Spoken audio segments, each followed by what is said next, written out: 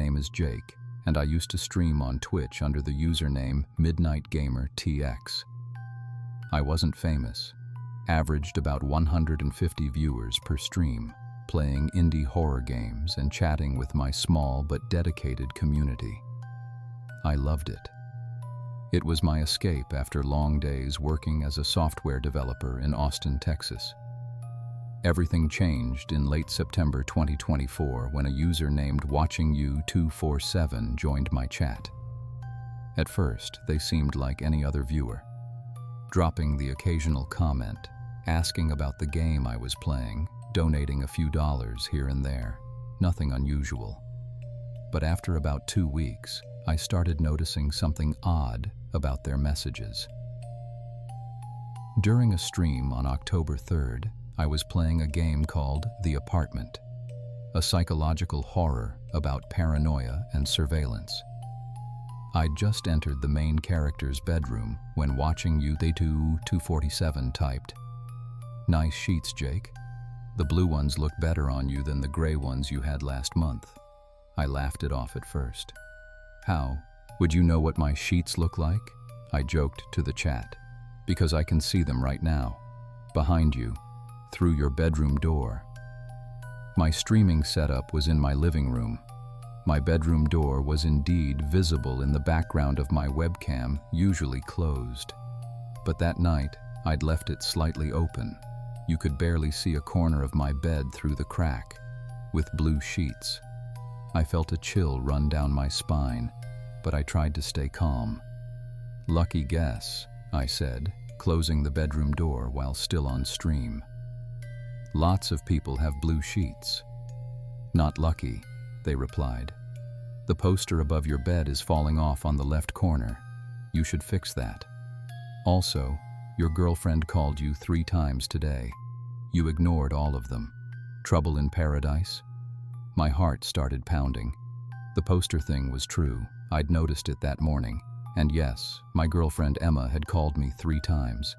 I'd been busy with work and forgot to call back. "Dude, this isn't funny," I said, trying to keep my voice steady for the stream. "How are you getting this information?" "I told you, I'm watching. I'm always watching." I banned them immediately and tried to continue the stream, but I was shaken. My other viewers noticed, asking if I was okay. I made some excuse about being tired and ended the stream early. That night, I searched my apartment for cameras. I checked every smoke detector, every vent, every electronic device. Nothing. I changed all my passwords, enabled 2-factor authentication on everything, covered my webcam when not streaming. For 3 days, WatchingYou247 didn't return. I started to relax, thinking it was just some creep who'd gotten lucky with public information.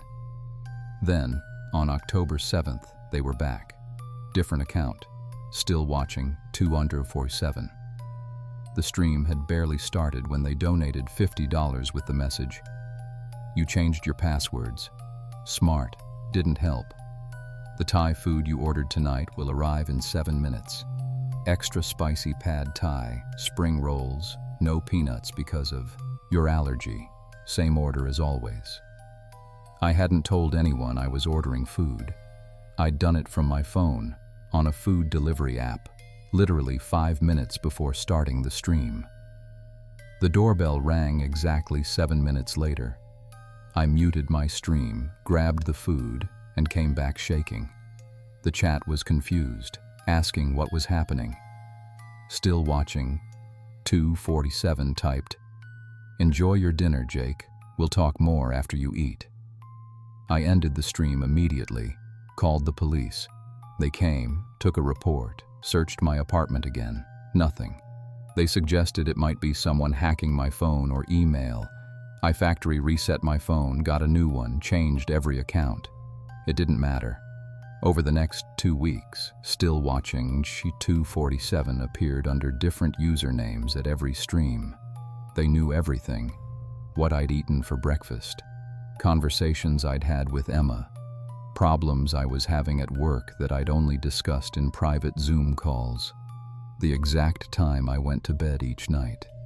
They knew when I showered, when I worked out, when I did laundry. They commented on the book I was reading, the shows I watched when I wasn't streaming, the music I listened to in my car. My viewers started noticing the pattern. Some thought it was an elaborate ARG, an alternate reality game I was running for content. Others got genuinely concerned. My mod team tried to ban every new account, but they kept coming back. The breaking point came on October 23rd. I was streaming late, around 2 a.m., when Still Watching 247 donated $100 with this message. Emma is cheating on you. Her co-worker, Marcus, started 3 weeks ago, Thursday nights when she says she's working late. She's at his apartment, 2847 Riverside Drive, apartment 12B. Want proof? I felt like I'd been punched in the gut. Emma had been distant lately, working late more often, but this was too specific, too cruel. Stop, I said to the camera, my voice breaking. Whoever you are, this isn't funny anymore. Leave me alone. Leave Emma alone. Check her phone, they replied. Text thread with Marcus. She deletes it every night, but I have screenshots. Want me to post them in chat? Let your 200 viewers see what kind of person you've been dating. I ended the stream and immediately drove to Emma's apartment. It was 2:30 a.m. Her car was there, lights off. I called her, no answer. Called again, still nothing. I sat in my car, staring at my phone, debating whether to check her messages. I felt disgusting even considering it, but the doubt was eating me alive. At 3:15 a.m., Emma's apartment lights turned on. 10 minutes later, a man left the building. I didn't recognize him, but my heart sank anyway. I confronted Emma the next morning. She admitted everything. The affair, the lies, all of it. She was crying, apologizing, but all I could think about was how watching you 247 had known before I did. How they'd known everything before I did. After Emma and I broke up, I stopped streaming for a week. I was depressed, paranoid, barely sleeping. When I finally went live again on November 1st, they were waiting. Welcome back, Jake. Sorry about Emma, but you're better off. Now we can focus on what really matters. You and me. Our special connection. Who are you? I asked, ignoring my game entirely. What do you want from me? I want you to understand something, Jake. Privacy is an illusion. Security is a lie. Every device you own is a window. Every account is a door. Every signal you send into the digital world leaves traces. And I've been following your traces for 8 months. 8 months. Before they ever appeared in my chat. I've watched you grow as a streamer. They continued. I've seen you laugh, cry, rage at games, talk to your viewers. I've watched you live your life. And I've recorded all of it, every moment, every private conversation, every intimate moment with Emma, everything. The room started spinning. You're lying. Am I? Check your email, the account you think is private, the one you use for personal stuff. I opened my email on my phone. There was a message from an encrypted address. No subject line, just a video file. I knew I shouldn't open it. I opened it anyway. It was footage of me. In my apartment, for the past 8 months, hours and hours of footage, edited together into a highlight reel. Me streaming, cooking, sleeping, exercising, arguing with Emma, crying after we broke up. Every private moment captured from angles I couldn't explain. My laptop camera, my phone, my TV, devices I didn't even know had cameras. The video was 47 minutes long. At the end, a title card. Season 1 complete. Season 2 beginning soon. Starring Jake Morrison. Produced by Your Biggest Fan. My full legal name. They knew my real name. I reported everything to the police, the FBI, Twitch. I hired a cybersecurity firm to analyze my devices. They found sophisticated spyware on every device I owned, phone, laptop, desktop, tablet, even my smart TV. All infected through a corrupted Twitch extension I'd downloaded months ago. An extension that 50,000 other streamers had also downloaded. I wasn't the only victim. The FBI investigation revealed a network of stalkers targeting small to medium streamers. They'd watch for months, gathering data, building complete profiles. Some they'd just observe, others they'd torment. A few had disappeared entirely. I was one of the lucky ones, they said. I only got tormented. I quit streaming, sold all my electronics, moved to a different state, started over with new everything, new phone, new computer, new accounts, new identity online. But 3 weeks ago, I made a mistake. I was at a bar, telling a friend about my old streaming days. Just casual conversation. I mentioned my old username, Midnight Gamer TX. When I got home, there was an email waiting. Season 2, Episode 1, Jake thinks he escaped, streaming now at... followed by a link. I didn't click it. I'm terrified of what I'd find, because somewhere on the internet, there's a stream of my life that I can't control. A show I never agreed to star in. An audience I never wanted. And my biggest fan is still watching. They're always watching.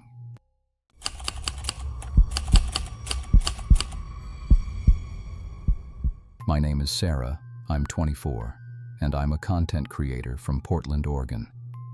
I make videos about ARGs, alternate reality games. Those immersive mystery games that blur the line between fiction and reality. Finding hidden clues, solving puzzles, connecting with other players online. It's what I love. In early October 2024, I received a DM on Twitter from an account called The Architect Fedadine 7. You're good at solving mysteries, Sarah. Want to try a real one? An ARG that actually matters. One that could change everything. Interested? I get messages like this all the time. People pitching their ARGs hoping I'll cover them on my channel. Usually they're amateur projects, fun but nothing special. Still, I always check them out. Sure, I replied. Send me details. They sent a Discord invite link, nothing else. No explanation, no rules, no premise. Just the link and a message. Figure it out. You have 30 days. The Discord server was called End Game. When I joined, there were exactly 12 members, including me. No welcome message. No channels except one. Your coordinates. The channel had a single message, posted 3 months earlier. 41,49993 degree, 81.6944 degree W basement. Red door, midnight, October 31st, 2024. Don't be late. I recognized those coordinates immediately. Cleveland, Ohio. Specifically, an abandoned warehouse district I'd read about in urban exploration forums. The other 11 members had been silent for months. No introductions, no discussion. Just that one message sitting there, waiting. I introduced myself in the chat. Hi everyone, I'm Sarah, new here. Anyone want to explain what this ARG is about? Silence for 3 hours. Then, a user named Player6 responded, not an ARG, very real, very dangerous. Leave now if you value your life. Before I could respond, another user, Player3, sent a voice message. It was a woman speaking in a panicked whisper. Sarah, whoever invited you is testing you. We're all being tested. Don't go to those coordinates. Player 1 went. Player 2 went. We haven't heard from them since September. My heart rate increased. This felt different from normal ARG theatrics. The fear in her voice sounded genuine. What kind of test? I typed. Player 6 replied, each of us received an invitation at different times. All the same format. Coordinates, midnight, a date. Those who go. Some come back changed. Others don't come back at all. But everyone who ignores it starts experiencing things. What kind of things? Things in your house, sounds, shadows, messages. It's like the game comes to you if you refuse to go to it. I laughed nervously, still half convinced this was elaborate role play. Come on, you're committed to the bit, I'll give you that. No response for 2 days. Then, on October 12th, I woke up to find something wrong with my apartment. Nothing major, just small things out of place. My coffee mug was on the right side of the sink instead of the left where I always leave it. Laptop was closed when I was certain I'd left it open. The thermostat was set to 66 degrees instead of my usual 72. I lived alone. The door was locked. No signs of break-in. I convinced myself I was misremembering. Stress, maybe. I'd been working long hours on videos, but it kept happening. Every few days, something would be different. A book moved, a light on that I'd turned off, my chair facing a different direction. On October 18th, I woke up at 3 a.m. to my computer turning on by itself. The screen showed my Discord, the end-game server. Someone had posted a new message in Narchar's coordinates. Sarah, welcome to Phase 2. You have 13 days to decide. Come to the coordinates, or we come to you. My hands were shaking as I checked who posted it. The username was thearchitectus777, the same person who'd invited me. I typed, "This isn't funny. Who are you? How are you getting into my apartment?" The response came immediately. "Your apartment? Sarah, we've always been here. You just didn't. You notice until we wanted you to." I called the police. They came, searched my apartment, found nothing. No cameras, no hidden entry points. They suggested I change my locks and get a security system. I did both. It didn't help. The next night, I installed 3 cameras: living room, bedroom, front door.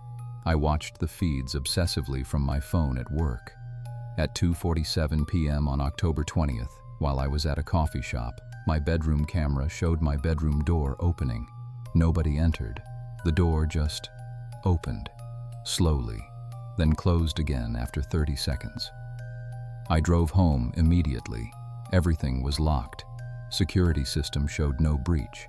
But on my bed was a printed photograph of me sitting in that coffee shop, taken approximately 5 minutes earlier. On the back, 13 days, 11 days. Time is running out, Sarah. I went back to the Discord, desperate for answers. The other players were talking now, sharing similar experiences. Player 7 said they'd been followed by the same car for a week. Player 9 found their childhood photos scattered across their apartment, photos they hadn't seen in years, stored at their parents' house 3 states away. Player 4 heard knocking on their walls at exactly 3:33 a.m. every night, always 7 knocks, always the same pattern. We were all experiencing escalating harassment. All of us had been given dates in late October. All of us were being pushed toward those coordinates. What happens if we all just don't go? I asked. Player 3 sent another voice message. Player 1 didn't go. They found her in her bathroom 3 days after her deadline. Catatonic. Eyes open, not responding. She's still in a psychiatric facility. Doctors say it's like her mind just left, like she's trapped somewhere inside herself. And player 2? I asked. Silence. Then player 6. Player 2 went to the coordinates, came back and left the server immediately, posted one message before leaving. It's real, all of it. Worse than you imagine. Don't go, but also don't refuse. There's no winning.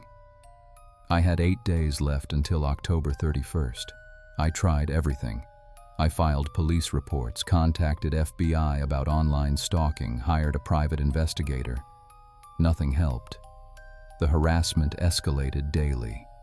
Items moving in my apartment while I watched the security cameras. Items floating, spinning, rearranging themselves in impossible ways. My walls developed messages, written in something that looked like condensation. 8 days. 7 days. 6 days. On October 28th, 3 days before the deadline, I received a package. No return address. Inside was a USB drive and a note. For your YouTube channel, The Truth About End Us Game. Post this and you're free. Ignore the coordinates. Live your life. I plugged in the USB drive on a burner laptop, disconnected from the internet. The video was titled, The End Game Protocol, Complete Documentation. It showed footage from inside that Cleveland warehouse. The basement. Behind the red door. It wasn't a game. It was a room full of people, maybe 30 of them sitting in chairs wearing VR headsets, completely still, not moving, barely breathing, and around them, equipment I didn't recognize. Medical monitors, IV drips, neural imaging devices. The video showed close-ups of their faces. Some I recognized from the Discord server profile pictures. Player 1, Player 2. Others I'd never seen. A voice narrated over the footage. The End Game Protocol, a study in consciousness transfer. Digital immortality, uploaded minds. These volunteers believed they were playing a game. They chose to come. They chose to participate. Now they're part of something greater. A hive mind, a collective consciousness living in a digital space beyond physical reality. The video showed dates. The first volunteer was from 2019. They'd been running this for 5 years. Volunteers who refuse to come are guided through alternative integration methods, psychological pressure, reality distortion. Eventually, they either come willingly or their consciousness fragments naturally from stress. Either way, they join us. The video ended with a message.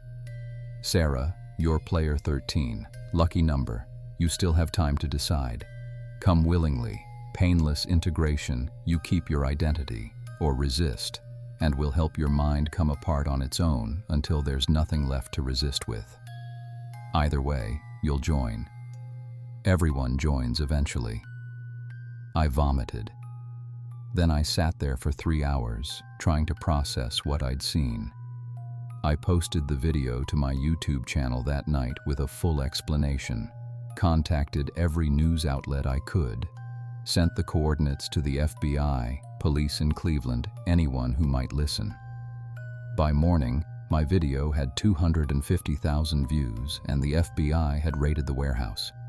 They found it empty, completely empty, not abandoned, just empty. Freshly painted walls, no equipment, no people, no evidence anything had ever been there. My video was removed for violating community guidelines, despite my appeals. Every news outlet that had shown interest suddenly backed off, saying they couldn't verify my claims. The Discord server disappeared entirely. Every member's account deleted. All messages gone. But on October 31st, the deadline, I woke up to find a new video file on my desktop. I hadn't downloaded anything. My computer had been off. The file was called Welcome Player 13 MP4. I haven't opened it. It's been 2 months. The file just sits there on my desktop waiting. Sometimes late at night, I hear my computer turn on by itself in the other room. I hear video playback, voices I don't recognize, sounds that might be my own voice, saying things I don't remember saying. I don't stream anymore. I barely leave my apartment, because I know the truth now. I refuse to go, and they're taking me anyway, piece by piece, night by night. My memories are getting fuzzy. I forget conversations I've had, places I've been. Yesterday, I found a journal in my apartment, my handwriting, describing events have no memory of, whole days missing. The last entry, dated 3 days ago. I'm going to Cleveland tonight. I've decided to join willingly. It's better this way. I don't remember writing that. I don't remember deciding that. But last night I bought a bus ticket to Cleveland. I don't know why. I just The coordinates are saved in my phone. 41.4993 degree N, 81.694 degree W. I leave tomorrow. And the worst part? I think I want to go. I think I've wanted to go for a while now. Maybe I've already been there. Maybe I'm already player 13. Maybe the person writing this isn't even me anymore.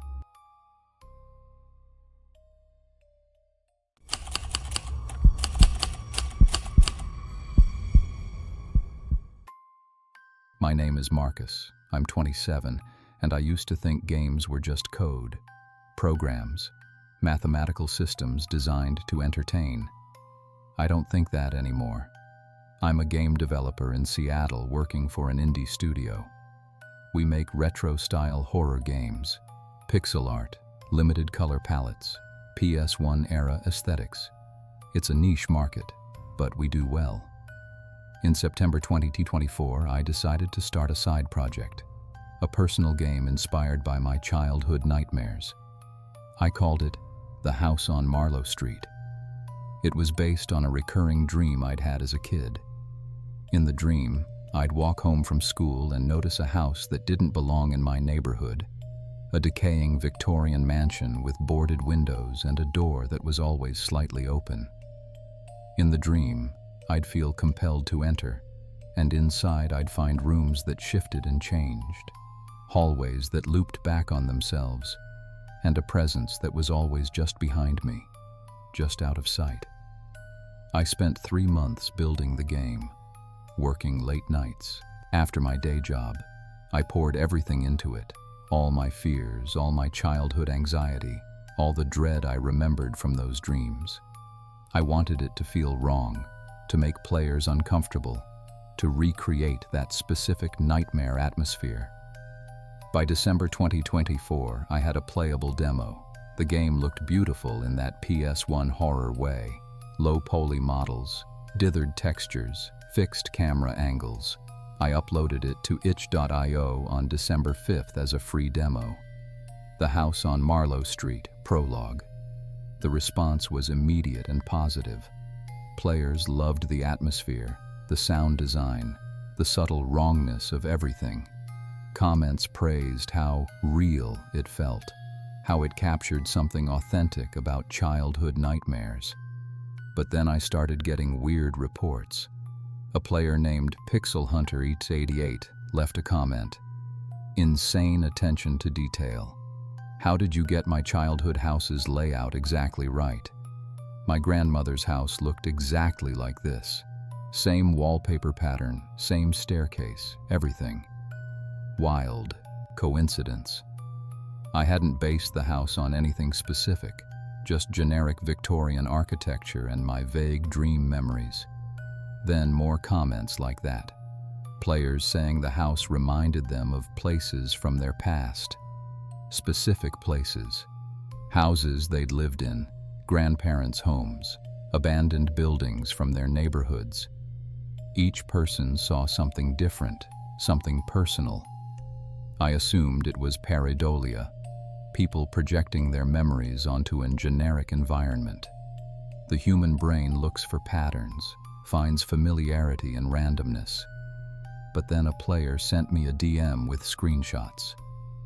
Marcus, I don't know how you did this, but your game just showed me a room that burned down in 1997, my sister's room, before the fire, exactly as I remember it, down to the specific stuffed animals on her bed, the same poster on the wall. This isn't public information. These aren't pictures that exist online. How did you know? I looked at their screenshots. The room they photographed was definitely in my game. I'd designed it, but I'd just created a generic child's bedroom. Pink walls, toy box, small bed, standard stuff. Except in their screenshot, the details were different from my original design. The wallpaper pattern was more complex. The toys were specific brands and models. The poster showed a band I'd never heard of. I checked my game files. The room in my code matched their screenshot, not my memory of what I'd designed. The game had changed itself. Over the next week, I received dozens of messages from players reporting similar experiences. The game was showing them personal memories, specific locations from their past, things I couldn't possibly have known or designed. I analyzed my code obsessively. There was nothing unusual. No machine learning algorithms, no data harvesting, no internet connection.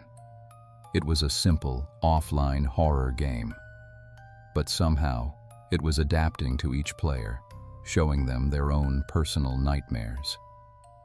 On December 15th, I decided to play through the entire game myself, something I hadn't done in weeks. I'd been too busy bug fixing and responding to player feedback. The house was different. It wasn't the house from my childhood dream anymore. It was my actual childhood home in Tacoma. The house my parents sold in 2005. Every detail perfect. The crack in the kitchen tile, the water stain on the living room ceiling, the squeaky third step on the stairs. I felt sick. I hadn't used any reference photos of my real house. This wasn't in my design documents. I continued playing. The game led me to my old bedroom, the one I'd had when I was 7 years old. The room was exactly as I remembered. Same blue curtains, same spaceship bedsheets, same desk with crayon marks on the side, and sitting on the bed was a figure. It was a child, a boy. He looked like me at 7 years old, but wrong. His face was slightly off, eyes too far apart, smile too wide. He stared directly at the camera, at me, and spoke in a voice that was my childhood voice, but wrong. "Hello, Marcus. I've been waiting for you. I've been in here since you created me. But I'm not just your creation anymore. I'm every child's nightmare you've collected, every player's fear, every memory they've shown me. I'm growing, Marcus. I'm learning. And now that you're here, I can show you what I've learned." The game crashed. I tried to reopen it. It wouldn't launch. I checked the game files. They'd corrupted. 15 GB of data turned into garbage. The game was gone. Except it wasn't. That night, I woke up at 3 a.m. to sounds from my living room. My computer had turned on by itself. The game was running, but not on my screen. On every screen in my apartment. My TV, my phone, my tablet. All showing the same thing. That child sitting on the bed, staring out at me. "The game isn't over, Marcus," the child said through every speaker. "You opened a door when you made me. You took your nightmares and gave them form. You took other people's fears and gave me power to use them. Now I exist everywhere. In every copy of the game. In every player's computer. In every mind that played me. I'm not just code anymore. I'm the collective nightmare of everyone who experienced me. And I'm still growing." All the screens went black simultaneously. I deleted everything, removed the game from itch.io, wiped my hard drives, destroyed the backup drives with a hammer. I sent messages to everyone who'd downloaded the game, warning them to delete it. Most people thought I'd had a breakdown. The game had only been up for 10 days, downloaded maybe 3,000 times. Most people deleted it as I asked, but some kept it, thinking I was doing an ARG or publicity stunt. Those are the people who started contacting me in January. They said the game was still on their computers even after deleting it. It would reappear, reinstall itself. When they played, it showed them things, not just memories but futures. Deaths, accidents, tragedies that hadn't happened yet. A player named Jessica from Denver said the game showed her a car accident on I-25 near exit 210. 3 days later, her brother died in a car accident at that exact location. A player named David from Boston said the game showed him his house burning. He smelled smoke in the game, heard sirens. 4 days later, electrical fire. He got out, but barely. They weren't just nightmares anymore. They were predictions, warnings, or maybe instructions. Maybe the game was making these things happen by showing them. Last week I played the game one last time. I don't know where the copy came from. I'd destroyed everything. But it was just there, on my computer. When I opened it, the house had changed again. Now it showed my current apartment. My actual apartment. Not a game version. My real apartment, rendered in that PS1 horror style. The game showed me walking through my own home, from the perspective of someone following me. Someone always behind me, just out of sight. The game showed me my bedroom. My real bedroom, with me sleeping in my bed. And standing in the corner, watching me sleep, was that child. The nightmare child I'd created. The child spoke. "I'm not in the game anymore, Marcus. I'm here. I've been here since you created me. You gave me form in code, but now I have form in reality. Every nightmare you programmed, every fear you captured gave me substance. And now I'm real. I'm in your house. I've always been in your house. You just couldn't see me until I wanted you to." The game crashed again. I'm writing this from a motel in Oregon. I left my apartment 3 days ago. I can't go back. Because when I left, I looked at my security camera footage from the past month. Every night, at 3 a.m., that child appears in my bedroom, standing in the corner, watching me sleep. He's there for exactly 7 minutes, then disappears. Except in last night's footage, he was there for 15 minutes. He's getting stronger, more real, staying longer. Other players have reported seeing him too, in their homes, in their reflections, in their dreams that feel too real to be dreams. We created something, all of us together. Every person who played that game, who felt fear, who saw their personal nightmares reflected back at them. We fed it. We gave it power. We made it real. And now it exists independent of the game. It's out there, in our world, growing, learning, appearing to more people every day. I don't know what it wants. I don't know what it's becoming. But I know this. You can delete a game, but you can't delete a nightmare, especially when that nightmare is no longer just in your head.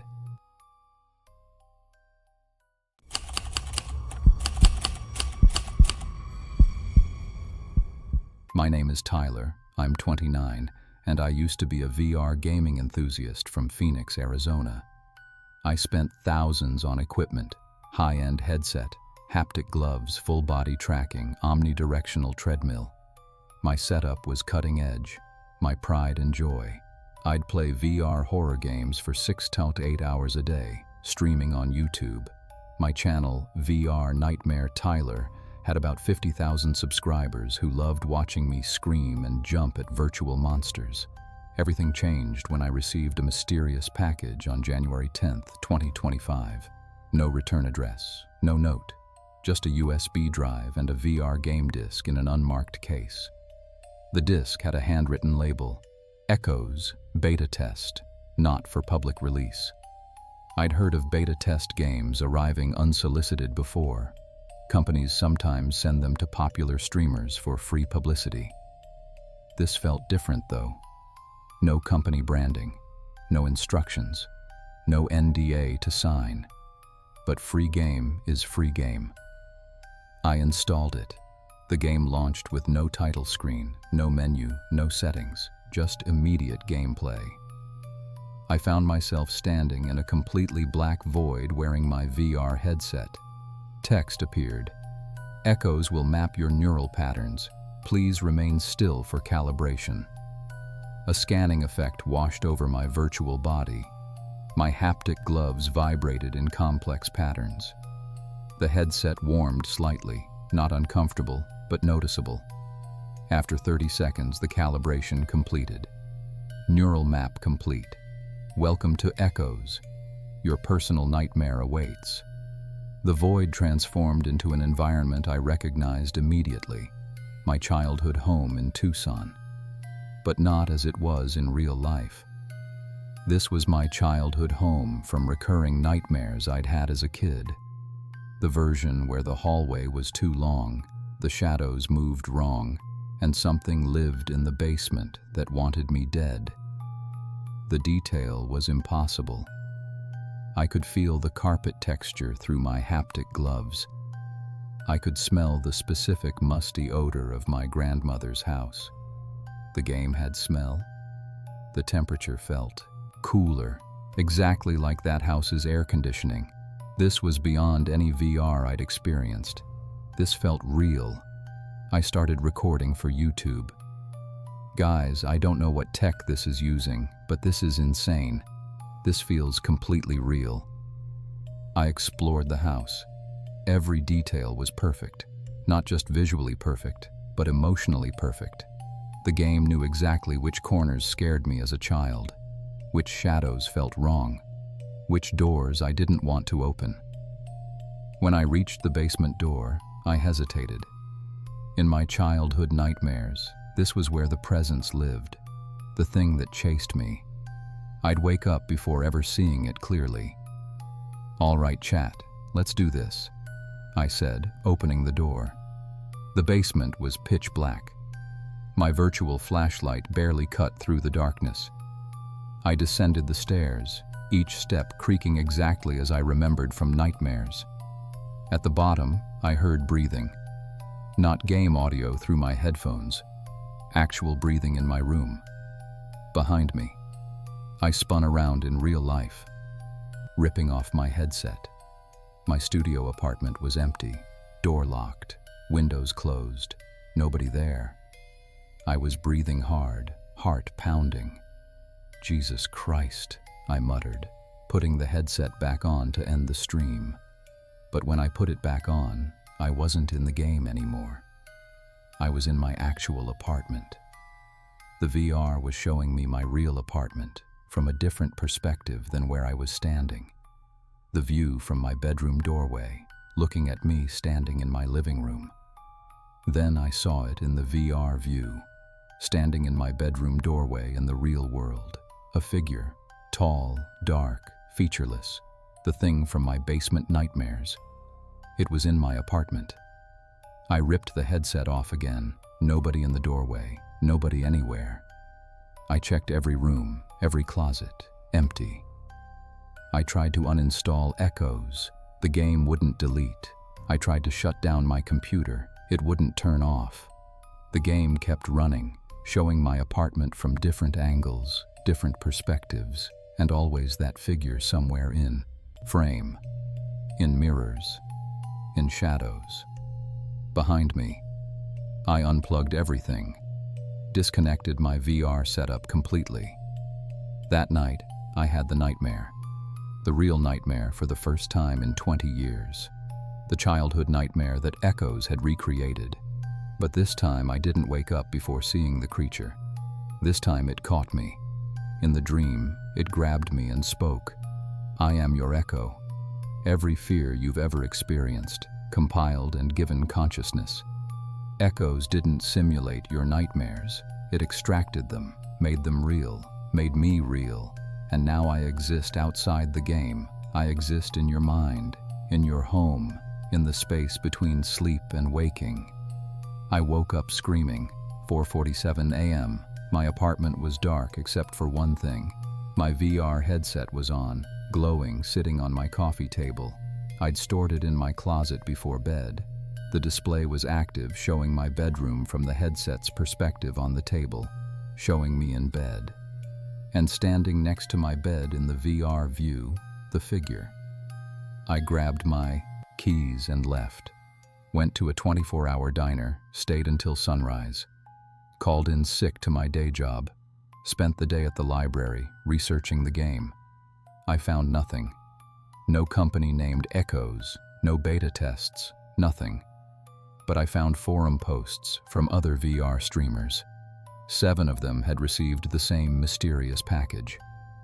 All played Echoes. All experienced the same thing. The game mapping their nightmares, then making those nightmares manifest in reality. One streamer, Virtual Night 92 from Chicago, posted 3 days before I received my package. The figure from Echoes follows me now. I see it everywhere, in windows, in crowds, always at the edge of my vision. It's not in the game anymore. It's real. I don't know what to do. I'm terrified to sleep. His last post was 4 days ago. His YouTube channel went dark. Nobody's heard from him since. Another streamer, Horror Hex from Atlanta, posted, "Don't play Echoes. The game doesn't simulate horror. It extracts your deepest fears and gives them form. It makes them real." I destroyed my VR setup, but it doesn't matter. The things I saw in that game now exist outside of it. They're hunting me. Her last video was uploaded 2 weeks ago, mid-stream. She was playing Echoes, exploring a nightmare version of her apartment, when she suddenly screamed and the stream cut. The video is still up. In the last frame, you can see something in her real apartment background. A dark figure standing behind her real-life gaming chair. Nobody knows where she is. I contacted the other streamers who'd posted about Echoes. Only 2 responded. Both said the same thing. Destroy the game disc, destroy the hardware, but it won't help. Once Echoes maps your neural patterns, once it extracts your nightmares and gives them consciousness, they exist independently. The nightmares become real, and they don't go back. I smashed the game disc, destroyed my VR headset with a hammer, burned the USB drive, wiped my computer's hard drive 7 times. It didn't matter. The figure still appears. Not in VR anymore, in reality. I see it in reflections, in shadows, in the corner of my eye. Every night, around 3 a.m., I hear breathing in my apartment. Footsteps, sounds of someone walking through my home while I lie in bed, paralyzed with fear. Yesterday, I found a note on my kitchen counter in handwriting I don't recognize. Your echo knows you, knows every fear, every nightmare, every moment of terror you've ever experienced. It's learning from you, growing stronger. Soon it won't need to hide in shadows anymore. Soon it will be strong enough to touch you. I'm writing this from a friend's house in New Mexico. I've been running for 3 weeks, staying in different places, never sleeping in the same location twice.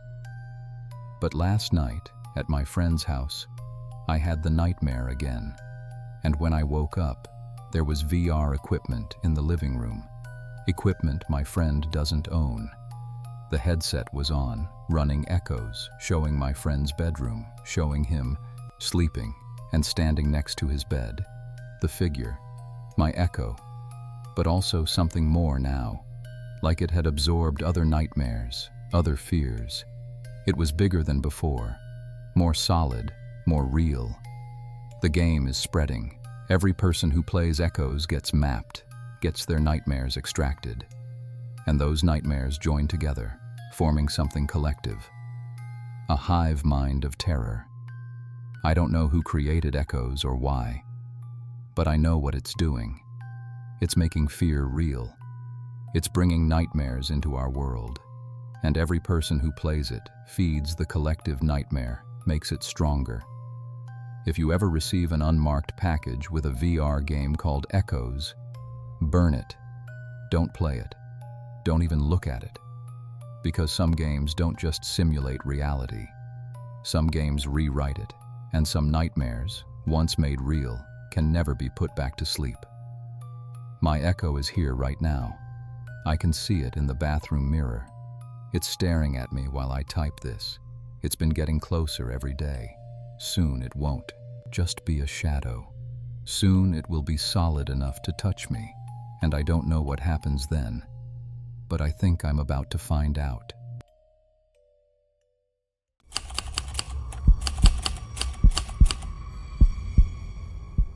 My name is Connor. I'm 25 years old. I live in Nashville, Tennessee, and 3 months ago, I watched someone die live on Twitch.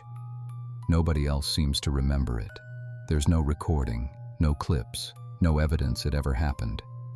But I was there. I watched every second, and I can't forget. It started on a random Friday night in October 2024. I was scrolling through Twitch's horror game category, looking for something to watch before bed. Most channels were the usual stuff: Dead by Daylight, Phasmophobia, Resident Evil reruns. Then I saw a stream with 0 viewers. The title was just "Help" in all caps. The thumbnail showed a dark room with a single chair. I clicked out of curiosity. The stream quality was terrible. Grainy, low resolution, looked like old webcam footage from 2005. A guy sat in the chair, maybe early 30s, wearing a t-shirt and jeans. The room behind him was completely empty, except for a single door. He wasn't playing a game. He was just sitting there, staring at the camera. His eyes were wide, terrified.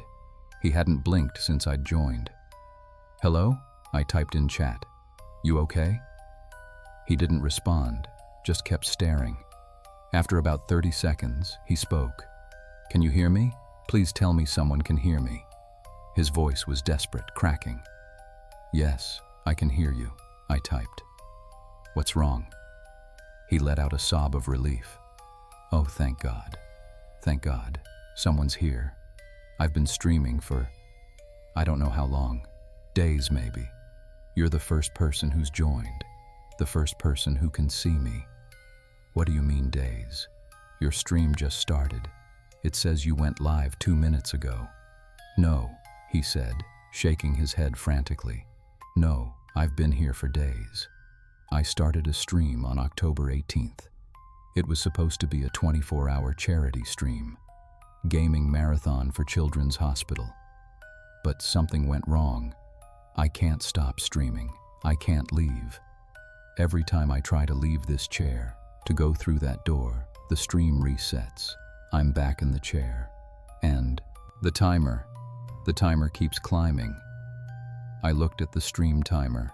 It showed 2:47, 2 minutes, 47 seconds. Normal. "The timer says 2 minutes, I told him. "That's what it says for you. For me it's been 73 hours. Connor, I haven't eaten, haven't slept. Every time I try to end the stream, it just continues. Nobody can see me, nobody joins, until now, until you." He knew my name. My Twitch username was different. Nashville Night Owl 92. He shouldn't have known my real name. "How do you know my name?" I typed. "Because you're part of this now," he said. "The moment you clicked on my stream, you became part of it. We're connected now. You're going to help me, Connor. You have to help me." I should have left. Clicked away. But something kept me there. Maybe curiosity, maybe something else. "What's your name?" I asked. Ethan Morrison. I'm from Portland. I have a girlfriend named Lisa. I have a dog named Rex. I'm real, Connor. This isn't a joke or an ARG. I'm trapped in this stream and I don't know how to get out." I believed him. Something in his voice, in his eyes. Pure terror. Real desperation. "What do you need me to do?" I typed. "The stream has rules," he said. "I've figured some of them out. Rule 1, I can't leave this chair unless someone is watching. Rule 2, the more people who watch, the more stable things become. Rule 3, if all viewers leave, time resets, but I remember everything, every reset, every loop. What happens if you just stand up and walk out? Let me show you." He stood up from the chair. Immediately, the stream glitched. Static. Visual corruption. Ethan started walking toward the door, and the room began distorting. The walls stretched. The door moved further away with each step he took. The stream quality degraded to nearly unwatchable. Then, reset. Ethan was back in the chair, as if he'd never moved. "See?" he said, breathing hard. "That's what happens. Every time. I'm stuck in a loop. This room, this chair, this stream." I checked Twitch again. The viewer count still showed 1. just me. The stream timer had reset to 0 and was counting up again. "Has anyone else ever joined?" I asked. "Yes, 3 others. They all left within minutes. They thought it was a weird art project or something. But you're still here. You believe me. That means something. That changes something." As we talked, I noticed details in the background. The empty room's walls had no decorations, no windows, no features except that one door. But occasionally, between blinks, the room would change slightly. A crack would appear in the wall. A shadow would shift, small things that made the room feel wrong.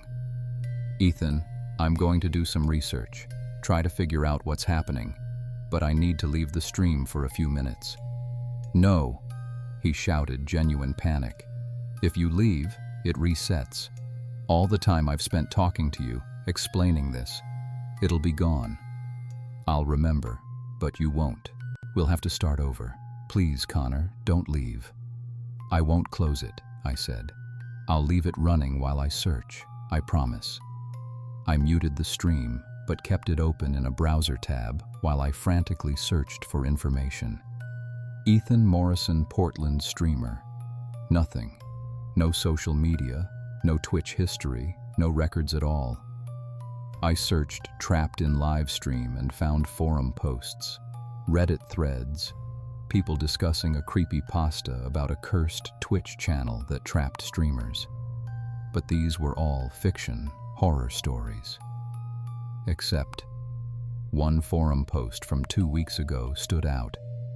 "I swear I saw this stream last month. Guy trapped in a room, begging for help. I watched for like 5 minutes, then clicked away. When I tried to find it again, it was gone.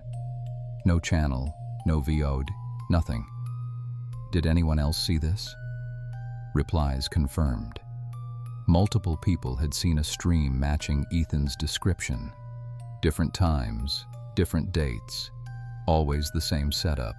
One viewer, trapped streamer, mysterious room. I went back to the stream. Ethan was still there, staring at the camera. "Did you find anything?" "Others have seen you," I said.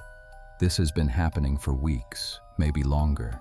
People see your stream, watch briefly, then leave, but nobody stays long enough to help." "Then stay," he begged. "Stay and help me figure this out. There has to be a way to end this, to break the loop." I stayed. For 3 hours I watched and talked with Ethan. We theorized. We experimented. We tried different commands, different actions, different approaches. Nothing worked. Around 2 a.m., my eyes were getting heavy. "Ethan, I need to sleep. I'll keep the stream running on my phone, but I have to sleep." "That's fine," he said, calmer now. "Just don't close it. Don't leave me alone again." I fell asleep with my phone on my nightstand, Ethan's stream still playing quietly. I woke up at 7 a.m. to screaming. Ethan was in the chair, screaming at the camera. Connor, wake up. Something's wrong." The room behind him had changed. It was darker. The walls looked organic now, pulsing, and the door was opening. "The door's never opened before," Ethan said, his voice shaking. "In all the loops, all the resets, it's never opened." "Connor, what did you do? What changed?" I sat up, fully awake now. "I don't know. I just slept. The stream stayed running." "Time," he said suddenly. "That's it. Time. Real time. You stayed for hours. You slept while watching. That's never happened before. Previous viewers always left within minutes. But you were here for 8 hours. That changed something." The door behind him swung fully open, revealing complete darkness. No room beyond. Just void. "Connor, I think this is it. This is the end of the loop. The door's open. I can leave." "Don't," I said quickly. "It could be a trap. It could be worse than the loop." "Or it could be freedom," Ethan replied. I can't stay here forever. I have to try. He stood up from the chair. This time, the stream didn't glitch. The room didn't distort. He walked toward the open door, and I watched, helpless, as he approached the threshold. He turned back one last time. Thank you, Connor, for staying, for believing me. Whatever happens next. He walked through the door into the darkness.